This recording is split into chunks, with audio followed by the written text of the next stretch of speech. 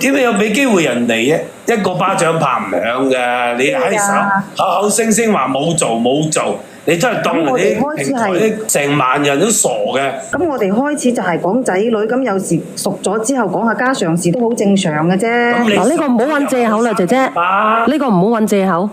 小圓姐姐，嗱，我都唔想乜嘢啦，講咁多呢啲嘢啦，你教下我點樣講通下我老公。咁講得通，你話俾我知，民政局嘅調解員講唔講得通？你有咪信喺手咧就講唔通㗎啦。你有咪信喺度睇咗晒就冇得救㗎啦已經。咁我承認我自己係陷咗入去，但係我最後一步我都係走咗冇做。你有冇諗過你老公嘅感受？唔係，你陷咗入去，講聲冇錯。你如果你乾脆陷咗入去，乾脆離婚嫁俾佢係咪咯？你對佢咁好啊，你對嗰個朋友咁啱，你咁中意佢，離婚佢。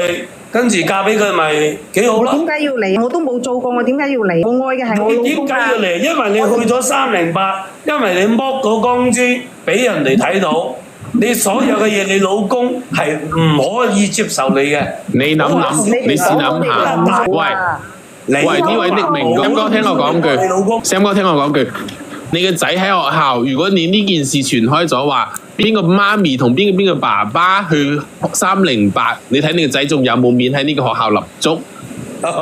咁我係真係冇做過。入嗰房門口，你冇得動你有㗎啦，你明白啲道理、啲規矩係講㗎，你冇得動你有㗎啦，男人就係咁㗎啦。係咪會咁樣嘅咧？其實我真係冇做啊！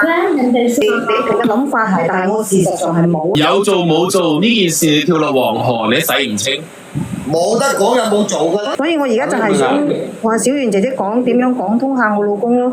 嗱，有個朋友仔咧同你個老公一樣情況嘅，我連佢上呢個叫淺益㗎，死啦！我連錯咗先。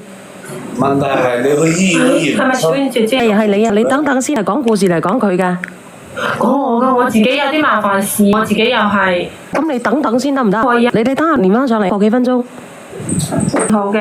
佢都要遇上啲麻煩事喎，你等等我嚇，我呢個姐姐想去呢個叫淺益嘅。有。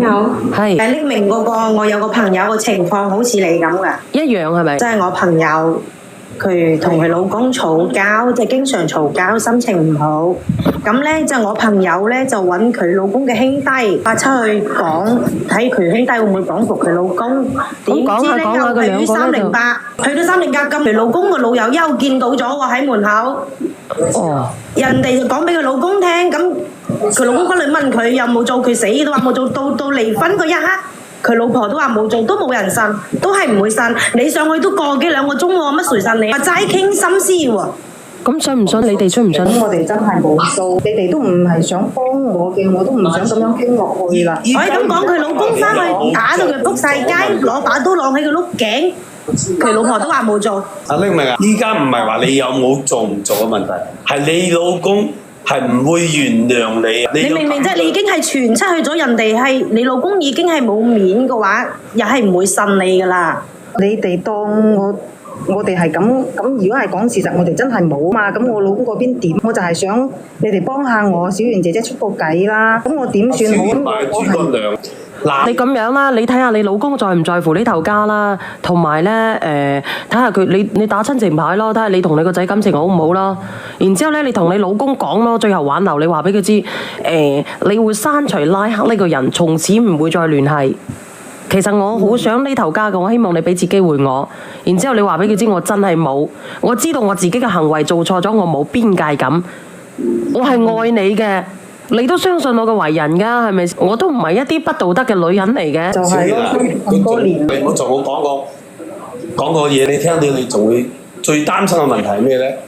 佢呢個做佢老公，去揾到呢個做家長嘅對方嗰個男，如果嘈出嚟，學下小四話齋，傳到去學校，到時你唔離，我相信佢老公唔會嘅。如果會嘅話，佢一早就嘈冤巴閉啦。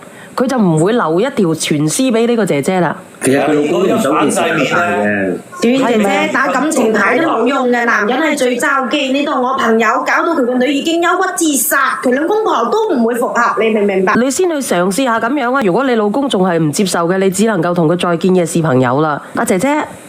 係你可以好似我啱先咁樣講，為代表你嘅決心，你會改過，你向佢認錯，同埋話俾佢知，你係冇做過呢啲嘢嘅，但係咧你係。